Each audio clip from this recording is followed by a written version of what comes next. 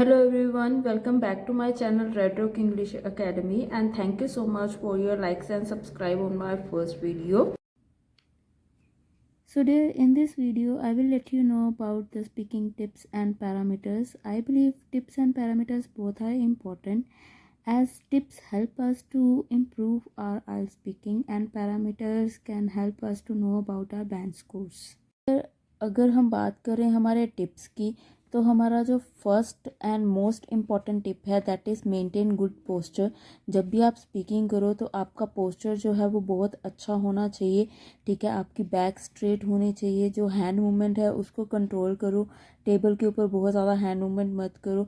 ये जो है आपकी नर्वसनेस जो है डिस्प्ले कर सकता है, शो कर सकता है एग्जामिनर के आगे। इस चीज़ को आपने स्टॉप करना है, ठीक है। नो डाउट वहाँ पे कोई भी वीडियो रिकॉर्डिंग नहीं हो रही होती, बट स्टिल आपकी जो स्पीकिंग है उसमें आपका पोस्चर, बॉडी लैंग्वेज बहुत इम्पॉर्टेंट है, तो इस चीज़ का थोड़ा सा ध्यान रखना। Secondly, B formal. जब भी आप स्पीकिंग करो आप एक फॉर्मल वे से ही करो। जैसे आप जॉब इंटरव्यू देने जाते हो वहाँ पे जैसे आपका फॉर्मल वे आप शो करते हो, वैसे यहाँ पे भी है। ये भी एक तरीके का इंटरव्यू ही है।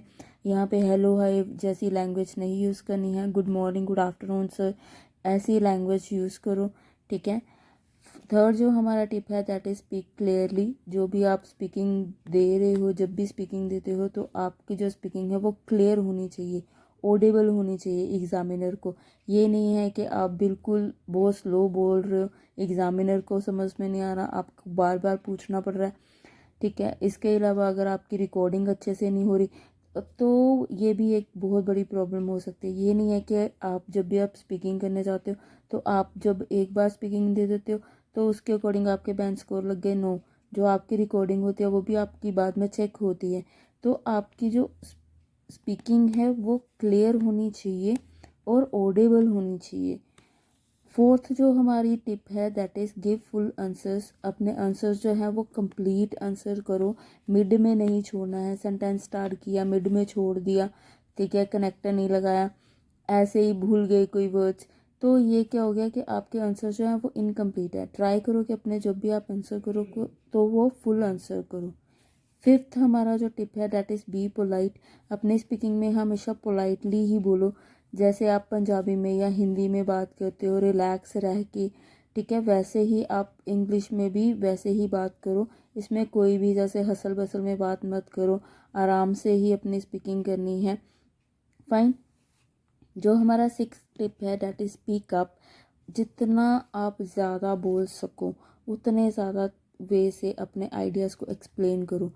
4 to 5 sentence, 3 sentence, 4 sentence, 5 sentence, जितने आप ज़्यादा सेंटेंस बोल सको।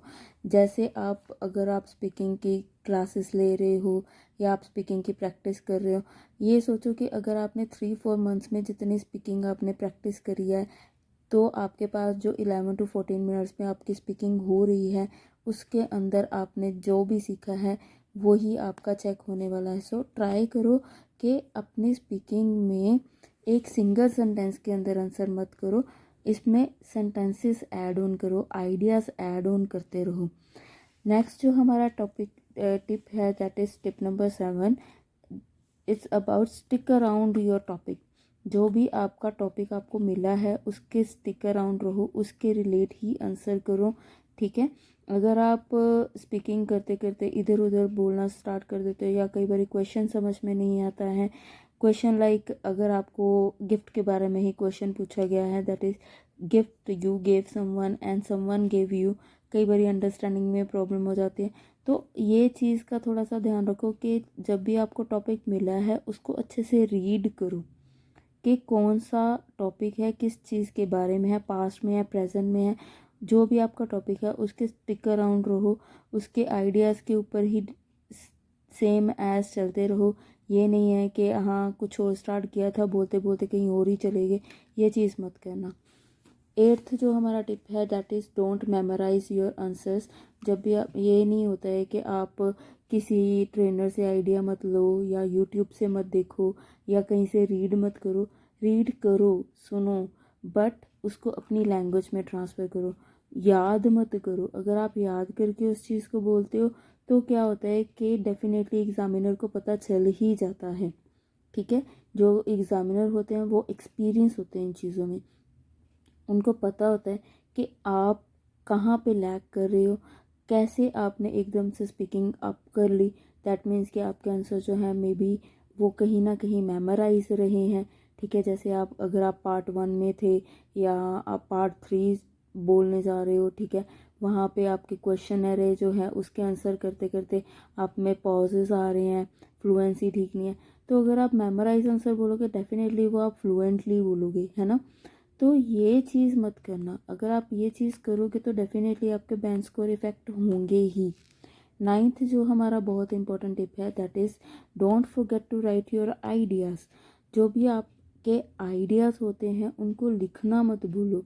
जब भी आपको एग्जामिनर पेन एंड पेपर देता है तो अपने आइडियाज़ ज़रूर लिखो, क्योंकि अगर आप आइडियाज़ लिखोगे, अपने कीवर्ड्स लिखोगे, तो आपको याद रहेगा कि आप कौन से आइडिया को बोल रहे हो, ठीक है, किस वे से एक्सप्लेन कर रहे हो, उसमें कौन से कनेक्टर लगाने हैं, कौन से इडियम लगाने हैं, ये सारी चीज़ें आपको याद रहेंगी।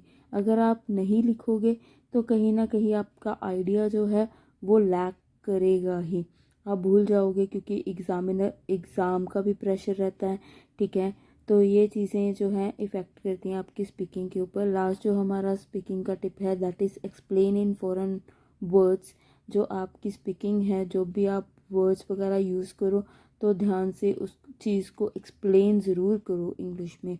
जैसे अगर आपसे क्वेश्चन पूछा जाता है do you like to go to religious places, तो ज़्यादातर जो स्टूडेंट हैं वो आंसर कर देते हैं yes I like to go to gurdwara sahib. तो गुरुद्वारा साहब को इंग्लिश में भी आप वर्ड्स के साथ भी एक्सप्लेन कर सकते हो। दैट इज़ आप बोल सकते हो जैसे कि गुरुद्वारा साहब को आप कह सकते हो सिख टेम्पल। तो इन चीज़ों को एक्सप्लेन करो।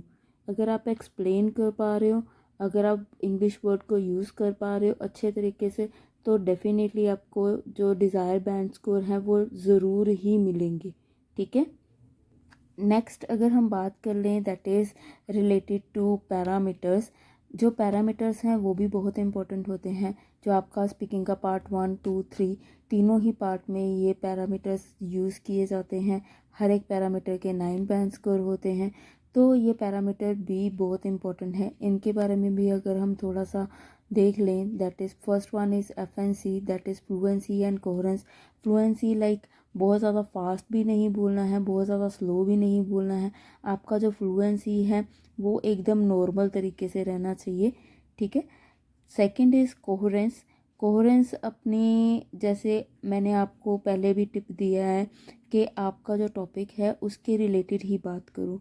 तो कोहेरेंस जो है इस चीज़ के ऊपर डिपेंड है कि जो आपका टॉपिक है क्या आप टॉपिक के साथ रिलेट ही बात कर रहे हो या आप इधर उधर चले गए हो, कहीं कुछ और ही बात करनी स्टार्ट कर दी, तो वो कोहेरेंस में जाएगी।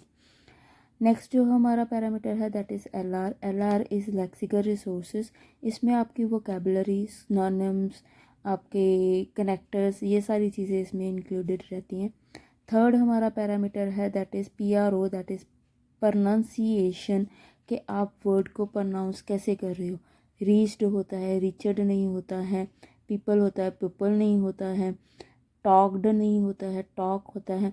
तो ये चीज़ें आपकी जो प्रोनाउंसिएशन है ये भी बहुत इंपॉर्टेंट होती है। ये नहीं होता कि आप अपना एक्सेंट चेंज कर दो, एक्सेंट नहीं चेंज करना है, बट वर्ड्स को प्रोनाउंस ठीक तरीके से करो। लास्ट जो हमारा पैरामीटर है दैट इज़ जीआरए।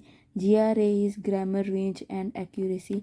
इसमें आपकी ग्रामर के वर्ड्स जैसे आपकी articles, adverbs, verbs, noun, pronoun, tenses, sentences, ये सब चीज़ें इसमें ही काउंट होती हैं कि आप इन चीज़ों का ठीक से यूज़ कर पा रहे हो या नहीं कर पा रहे हो। तो इन सब चीज़ों को देख के ही आपका बैंड स्कोर जो है लगता है।